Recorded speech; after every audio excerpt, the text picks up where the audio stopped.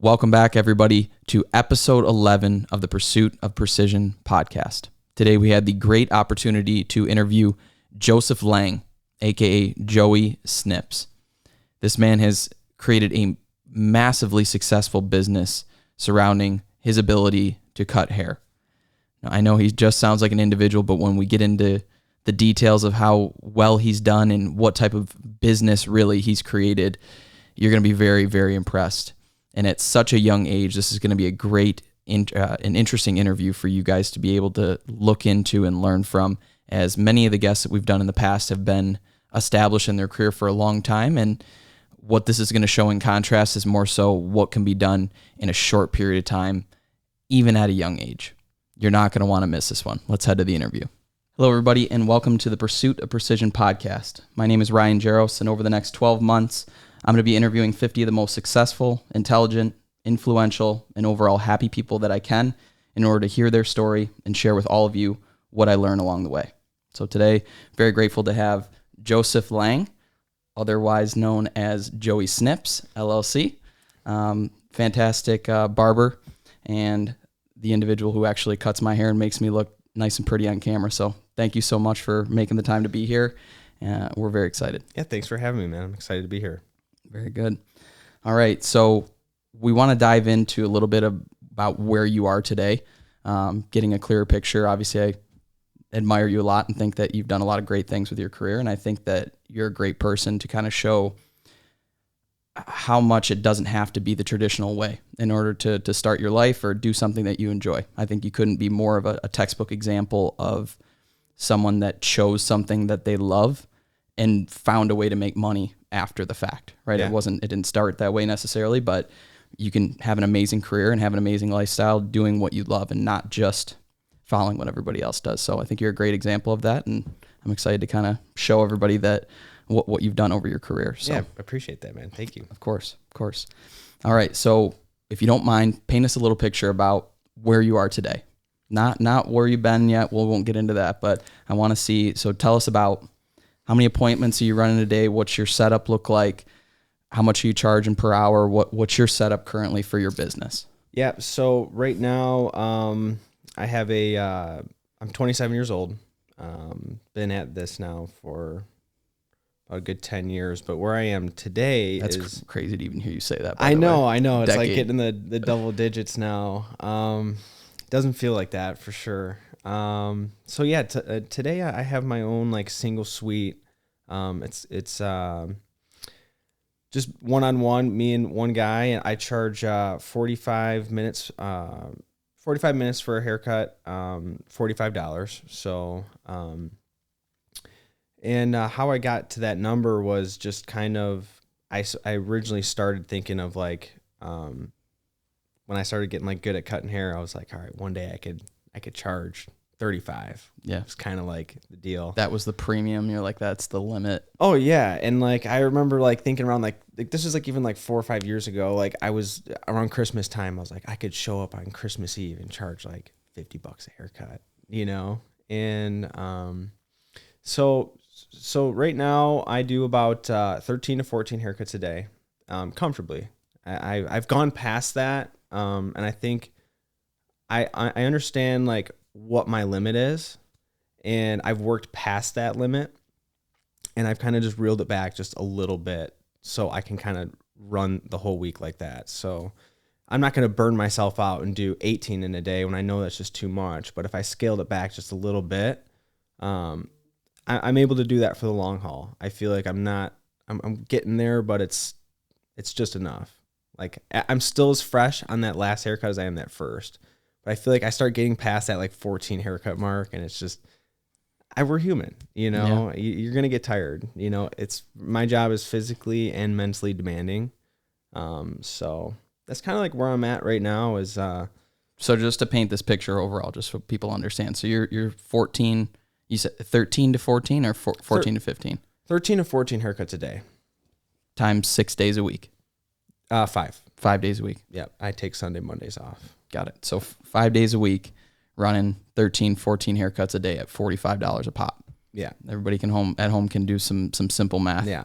You're doing really, really well for yourself. And I I think it's special, and maybe you're not even acknowledging it for yourself, but that's a business. That's every bit of a business. Have you taken a look in the mirror to realize or think about that more so than just, oh, I just cut hair? Yeah. And I mean, it can be like repetitive, and I was just on the golf course the other day talking to a hairstylist that I've met, 6 years ago. And he's like, are you going to retire yet? And I'm like, why? He's like, cause it's so repetitive. And but I'm the type of person that like looks at it. I love my job. I'm hanging out with my friends every single day, but it's easy to kind of fall in the trap of this is repetitive. I'm having the same conversation all day. It can be that way if you allow it to. If you choose to make it that way. If you choose to make it that way. I choose to look at it like, dude, I'm 27 years old. I bought my own place. I'm married. I have a brand new car. I get to kind of do whatever I want to do whenever I want to do it. So I kind of look at like what all that hard work and what I do day to day, and I'm very grateful for all. I kind of look at what it's given me versus like what it's taking. Right. Exactly. That's amazing. No, I mean, that's awesome. And I mean, to me, it might seem that you're in a different business than you think. I mean, you're cutting hair, but you're in a different world where you're building relationships with these people. You're building an environment that they go and enjoy, right? I can tell you from my personal experience, I go and it's a great relief for me a lot of times where I'm stressed out rolling in there. And I walk out feeling like, wow, I had a great conversation. I feel better about what was racing around in my head. And I don't know if you ever take the time to think about that, but I can tell you from personal experience that I walk out of there feeling better a lot of times, regardless of what happened with my hair. I get that same fulfillment like out of each and every one of you guys that come in. I mean, so like I have a lot of guys that come to me that only child or, and they didn't have an older brother. They didn't have, the dad was working all the time or mom and dad were divorced or something. And then I realized like while I'm cutting their hair, like some of the stuff that I'm saying, like advice to them in any aspect of their life, they're like really listening to me. And I feel like a great responsibility towards that. But I also get like the conversations I get with everyone else, it fuels me too, where like, I just love it. It's like, I look forward, like, I don't feel like I work 5 days a week. Like I get to go to the studio.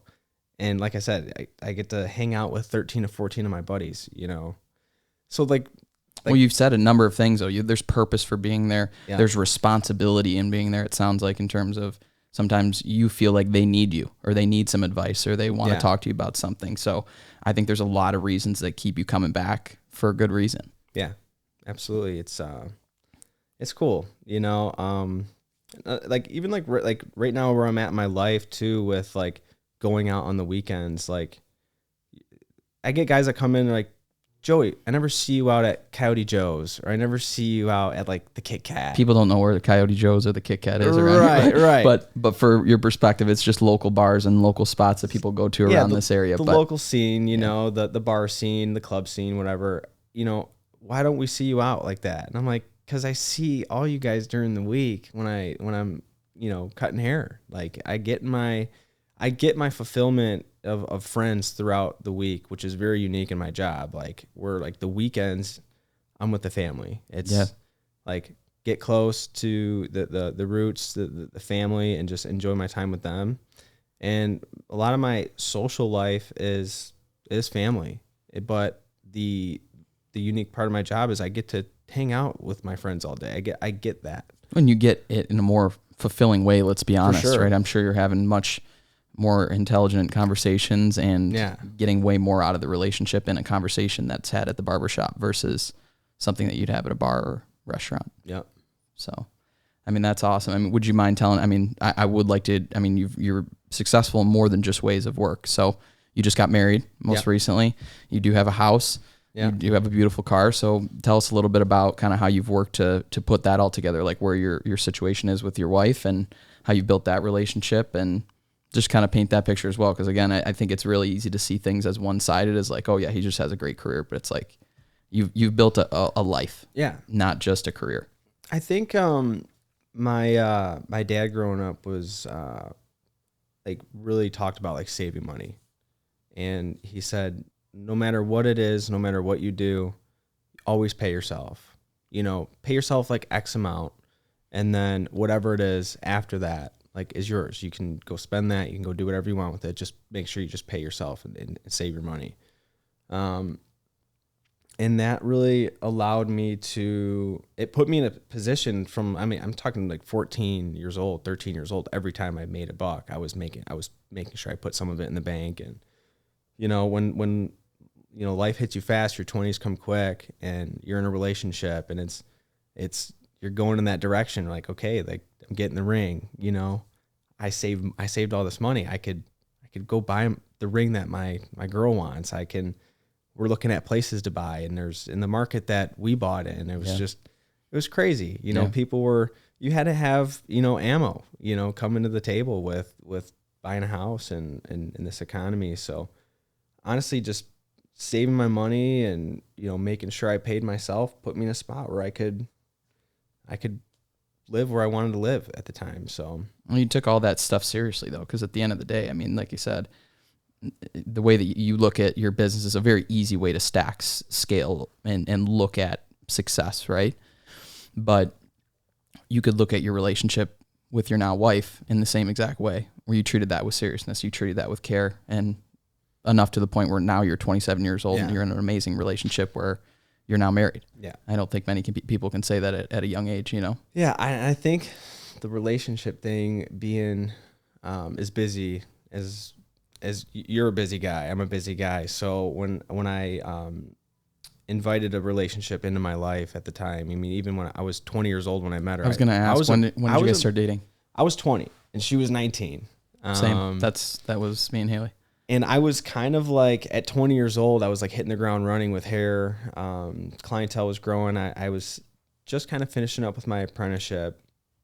So I was at a salon like 8 hours a day, and then I would leave the salon and come home, and I would do like 6 or 7 haircuts, which I thought was a big deal. It really was. I mean, it's crazy how you feel almost more stressed doing less volume when you were not as prepared or experienced compared to now. It's like, you're like, my first haircut's just as good as my 13th or 14th. And that's crazy to think about. Yeah. Like when I was like 17, 18 and I made $100 in a day cutting hair, I was like, wow, I just made $100. Well, and you did maybe 3 or 4 and you're probably exhausted. You're like, oh my goodness, that was like so stressful. Yeah. And it was funny, but with the relationship, like when I added her I'm not a good texter.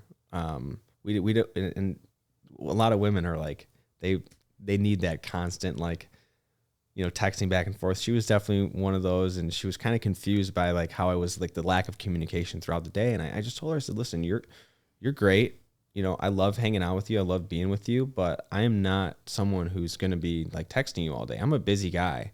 So if I fit you into my life and my equation, like it's all respect. So like, I respect you. Like, I'm not out there doing anything else like that you should worry about, but like, I'm a busy guy, One thing I have always known you to be as an honest man. Yeah. You're going to tell it exactly how it is and exactly how you feel. And I definitely want to get into that at some point in the interview is where did you develop that level of clarity? Because you've been so certain about, this is what my career is going to look like. This is how I'm going to be in my relationship. Like, I've never heard you really waver in terms of the way that you talk about your opinions or your thoughts or your feelings towards certain things. So I want to dive into that at some point, but I do want to dive back now. I want to paint now. We've forecasted and shown exactly what today looks like. You've got a wife, beautiful car. You're working 5 days a week consistently. You're comfortable. You're obviously charging a premium and making great money. And so a lot of things are in a great place right now. And so the idea of taking things back to the beginning is to show how quickly and how at a young age of 27 years old, you're in an amazing position where people are like, oh, he was probably given it. Or his dad probably bought him the suite, or all those excuses that are going to come. Oh yeah, and that they're there. So what I want to do is I want to go back to day one, and I want to go back to ground zero when you didn't have a car, you didn't have anything handed to you, didn't have a relationship that you had to manage, you didn't have 13 haircuts that you were doing a day. Right. Let's go back to day one. What did it look like when I personally know, but what did day one look like for you when you started? So it was just, I just grew up in a house where, haircuts were like a normal thing at the house. My mom was like a beauty school dropout, She ended up doing nails and stuff like that. But getting haircuts at home was like a totally normal thing. So some buddies of mine needed haircuts, and I was just like, yeah, dude, I can cut your hair, What age first off? Like 16, 17 was like kind of like when. Had you ever cut hair? Yeah, so like growing up, I have an identical twin, so him and I would like getting haircuts at the house. Him and I would buzz each other's hair down and stuff like that. Okay. So it was I've cut my own hair. I gave myself like a little faux hawk in 7th grade. Okay.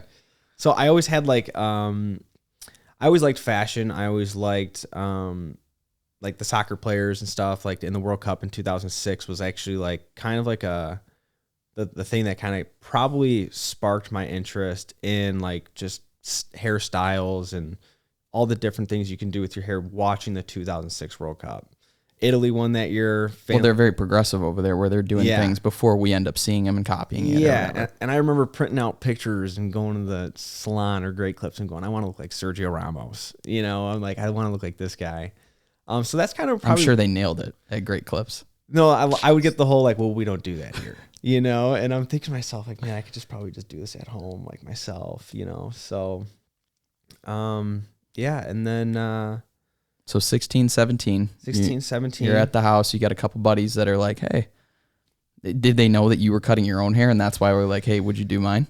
It was kind of one of those, like, I'm like, I'm not going to charge you anything. So like, we're just a bunch of broke high schoolers. So like, all right, dude, like, cut my hair, and I would cut someone's hair and it'd be like, dude, this is actually not bad. And then like they'd go to school and like, dude, Joe cut my hair, and no way you cut his hair. Like, I'll let you cut my hair. And then there was the, you're not a professional, bro. I heard you cut so-and-so's hair, but you'll never cut my hair. I'm like, all right, So I actually. So even before you were charging, there's already people in your ear chirping you. Yeah. So probably for the first year, I didn't charge not a penny for a haircut. That's the interesting thing about what I did. For one whole year, I cut hair for 5 to 6 people, and I didn't charge them a penny.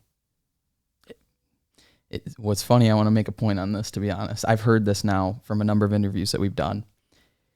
There's something about people that do really well that have a willingness to kind of prove themselves before they want to take. Yeah. Right? You were willing to say, I'm gonna take care of these people. I'm gonna do the right thing. Like I'm sure you believed in yourself to an extent, or you wouldn't have done it. I just thought it was fun. Yeah, you're having fun. I thought it was fun. I thought it was really cool and exciting that someone was gonna let me cut their hair. It was a little nerve wracking for sure. So obviously, I'm not an expert at that time. Yeah. I'm just in high school. But I remember my dad after a year, he was like, "Dude, what are you charging these cats?" And I'm like, "Nothing. They just want me to cut their hair, and I just love doing it." He goes, "Dude, charge them $10. They're going to go pay that at Great Clips or whatever." And I'm like, all right, so I started charging 10, and that's when things started really kind of like snowballing for me. But there was more pushback than like support at first. It was like, whoa, there's this kid now in high school. It's like cutting people's hair for $10, So the first thing that they're going to do is jab you on like, you didn't go to school and you didn't do this and you didn't do that. And I was like, I get it. I was like, but I mean, if you want to come check me out, I won't charge you for your first haircut. So first haircut's on me. If you like it, you can come back and you can pay 10, And that's where I really started to grow, was I just kind of gave the first one out for free. It was like just a trial. And then I have some of those people still come to me to this day. I gave them that first free haircut in high school, and they're still with me today, which is it's really cool. It's unbelievable.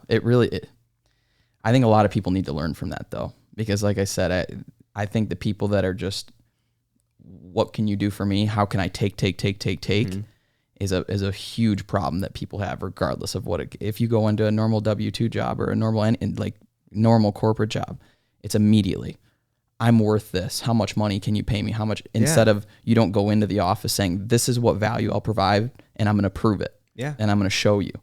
If you went in with that mentality, it's going to be completely different in terms of how your outcome turns out. Yeah, I mean, it's as simple as just one day at a time, one foot in front of the other, one day at a time, and consistency with anything. You can't go to the gym and have one workout and like expect it to change the way you look in the mirror. It's over a year, 2 years of consistency.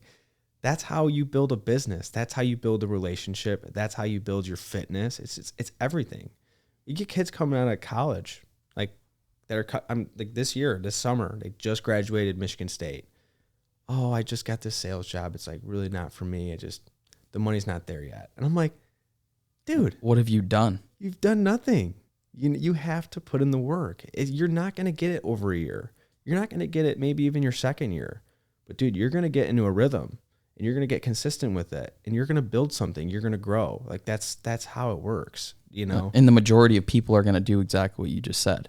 They're going to say, oh, they don't see my value. They don't see my worth. And guess what? They're gone in a year. Yeah. And then the next guy's in and out for a year, in and out for a year. And the only person that's going to separate themselves is the one that is willing to say, I'm going to show you what my value is. Yeah. You can decide to pay me whenever you want because I know I'm going to get there. I'm going to prove it. Yeah.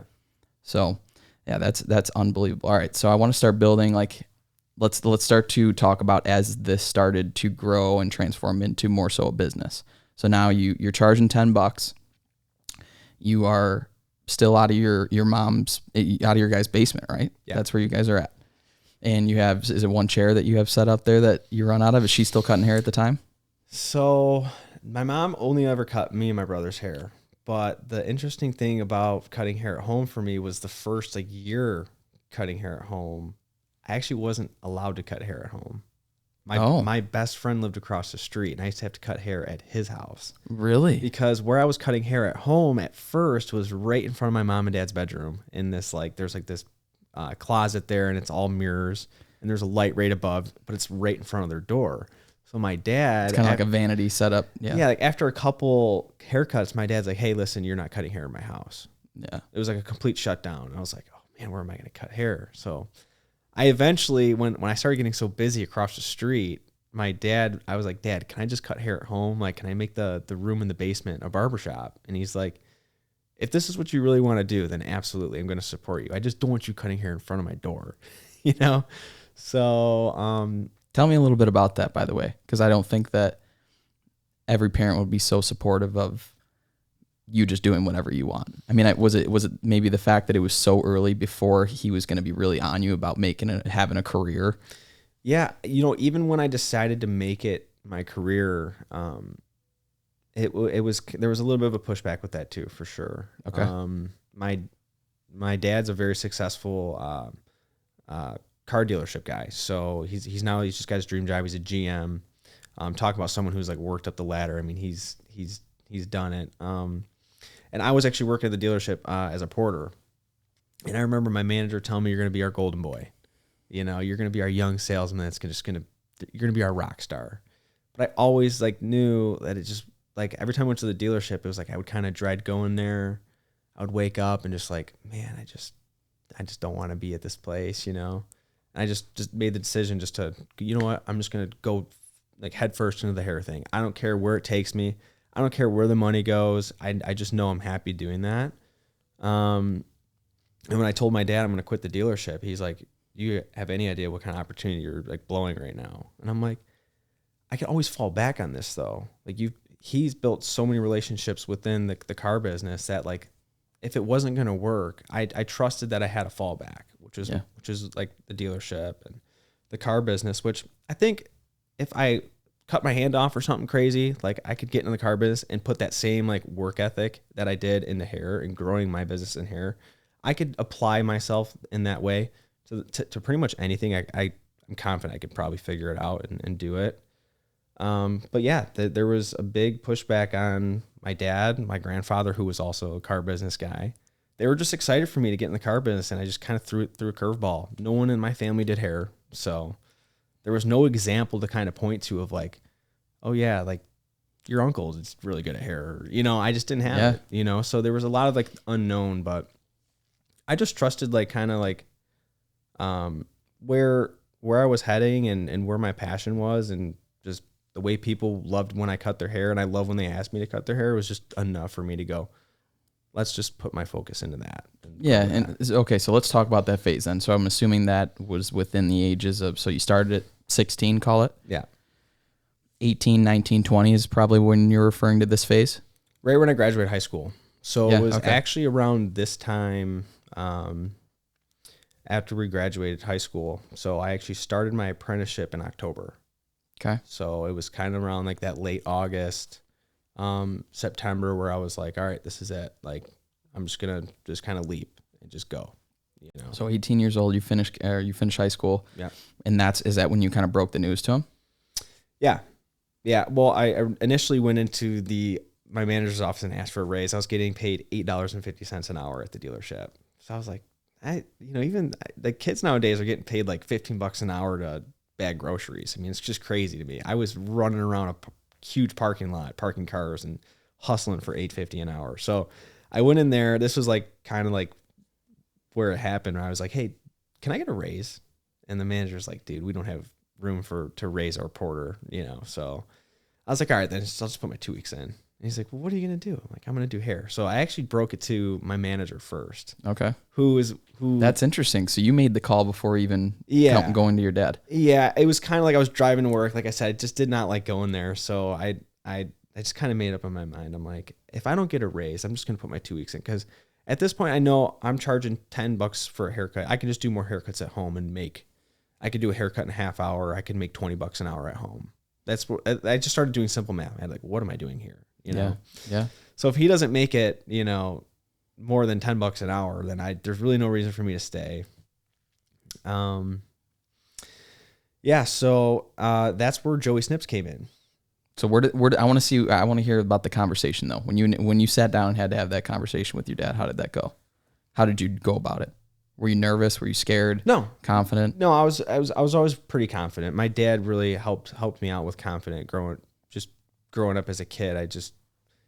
We'd be playing catch in the yard and he'd be like, I want you to tell yourself that you're going to catch this ball. I'm like, all right. So I'm like telling myself like, he's going to throw me this ball and I'm going to go catch it. And I would like run and he'd throw it real high in the air and I'd just leap through the air and I would come down with it. And I remember thinking to myself, man, I literally just pictured myself doing that. Yeah. Like I've got superpowers or something. Yeah. It was almost like I learned what manifestation was before like people even had the word for it, So, no, I was pretty confident. My dad was pretty supportive. I mean, he was questioning like financially if that was like the right move for me because he knew like I had potential in the car business to make really good money, like six figures, kind of right off the bat, which I was turning that down. And my twin brother actually filled my shoes there, and within his first year, I mean, the kid made six figures. I mean, at 18, 19 years old, and here I am as an apprentice doing what I want to do.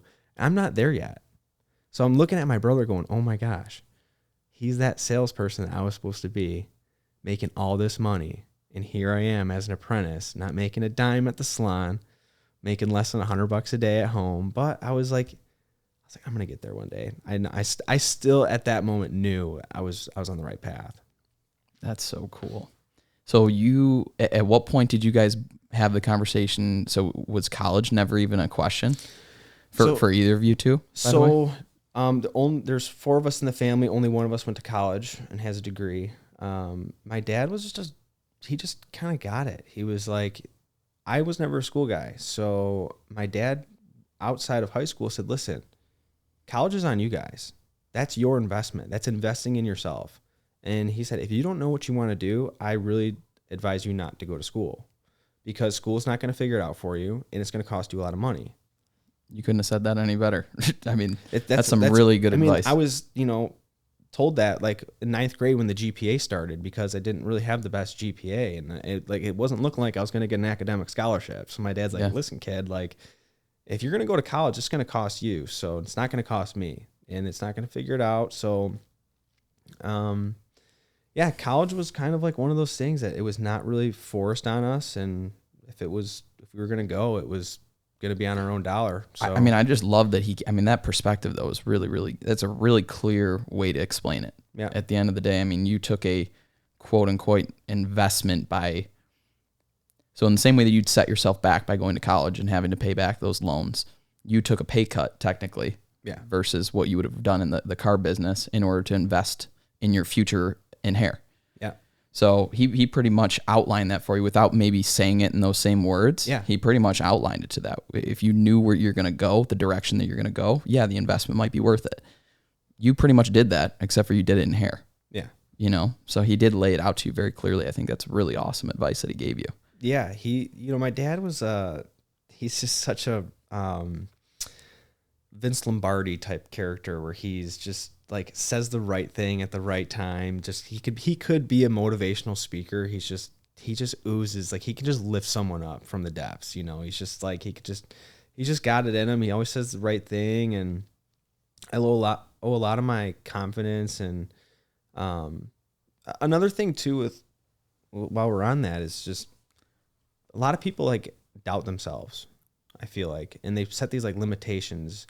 I never once ever doubted whatever I was doing in hair or in anything for that matter. Like I never seen like what if this doesn't work? I never seen that side of it in my mind. Like I never seen the if it doesn't work, it's gonna look like this. I always seen it working. I always seen it. I always was thinking positive about it. Well, that's why you knew it was right. Yeah. I think maybe you did see you're weighing the options at the car dealership, and I think you were probably thinking about like, well, what if I hate it? Or like you're having those thoughts, and maybe that's what led you to believe or understand that wasn't going to be it for you. Yeah. You just looked at it in a different light. Yeah. That's so interesting. And what's cool too is like now I work for myself and I'm my own boss. I could do whatever I want.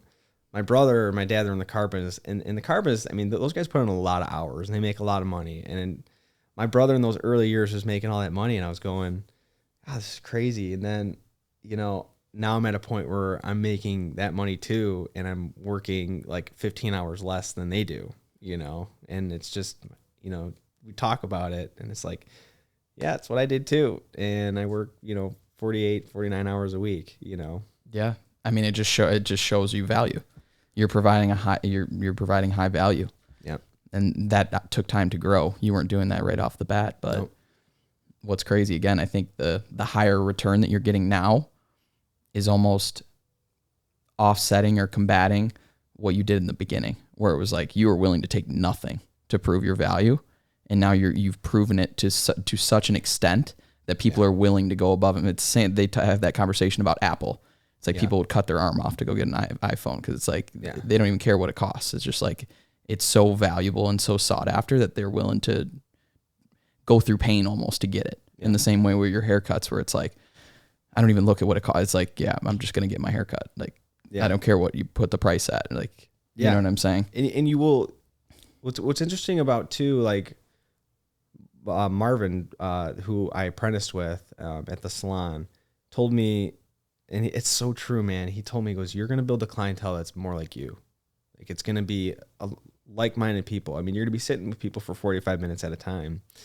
A lot of your clientele is going to be like a reflection of yourself, which is really cool. I mean, the guys that come in are just like guys like you and just so many others that are just like-minded people. It's refreshing. It makes the day go by really easy. And it is interesting that the type of people you will attract when you start putting yourself in a better state of mind, like being positive and just working hard and just kind of, you know, achieving goals along the way. You start running into people and, you know, meeting people that are kind of in the same way. You know? And you've built your brand.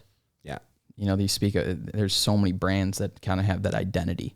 And that's kind of what you don't really think about it as much when you're an individual, but with what you've created, that's a reflection, like you said, of the people that are in your chair are going to be ones that buy into what you believe and kind of live the same type of lifestyle that you do, and it makes a lot of sense. But it's credit to what you've grown, not only as an individual, but more so what I'm getting at is as a business. So it's impressive. But, all right, so let's go. So last we left off was at your apprenticeship. Mm-hmm. All right, so how old were you? You were 18, getting started. 18, yep. Let's go. Let's double down on again. You willing to bite a bullet in order to kind of get to where you want to be, right? So tell us, you said you were getting paid less than $100 a day, right? Yeah. So what did that situation look like? So when I decided that, all right, here's it, I went across the street to Paul Mitchell, and Paul Mitchell, it's a big hair school, and it was expensive, and they kind of seen me as someone that was like already just going to sign up. Like they didn't want to like bring me through a tour or anything. And, so the apprenticeship came up because my buddy was getting his haircut by this guy named Marvin. He was like, hey, there's this guy and he's looking for an apprentice. And I told him about you and he thinks it'd be perfect. So I'm like, do you have his number? And he goes, no, I usually call the salon. I don't really have his number. And I'm like, well, what salon is it? He tells me the salon. And I go, all right. So I went to Paul Mitchell. They kind of turned me off. They wanted to sign me up right away without even giving me a tour. Didn't know anything about you. Didn't know anything care. about me. I didn't know anything really about them. And I just felt like I was getting kind of like ran through just to kind of hurry up and just sign paperwork. And then the next day after work, instead of driving back to Paul Mitchell, I just rode myself right to that salon. And I walked in the front desk. I'll never forget that. That was one of the coolest days meeting Marvin. It was walk in, the front desk lady goes, "You here to see someone?" I go, "Yeah, I'm here to see Marvin." "Do you have an appointment?" I go, "No, I'm just here to talk to him." I tell him I'm Joe, Petey's friend.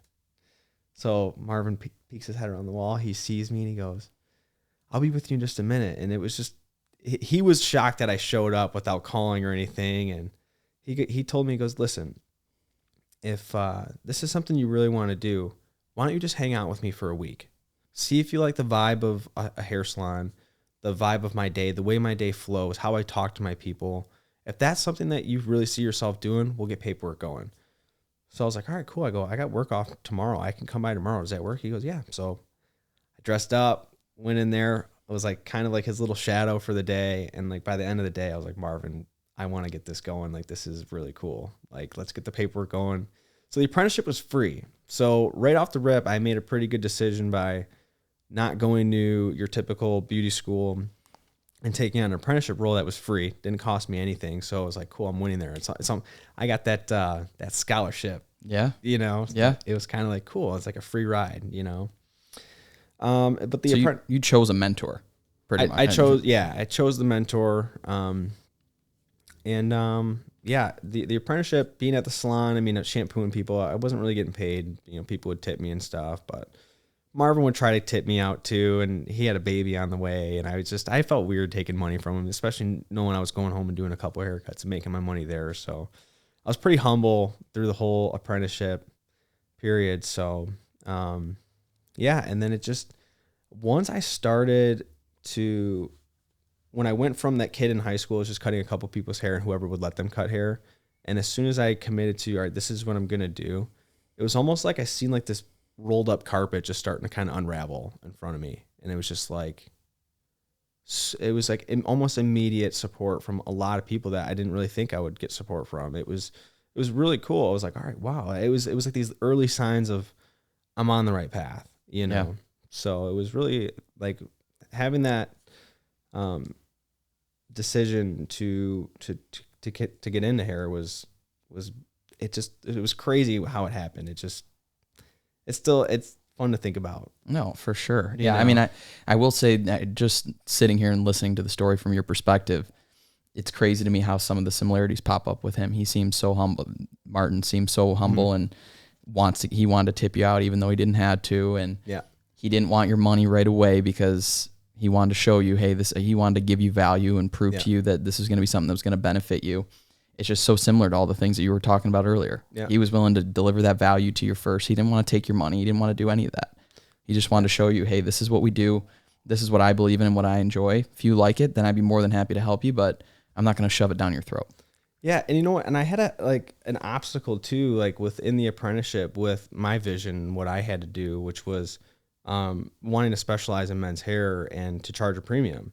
At the time, men weren't going to salons. A lot of them weren't going to salons and really caring like what kind of haircut they got. It was just, every 6 weeks, go get a haircut, whatever. The salon would charge you $20, $25. You'd be on your way.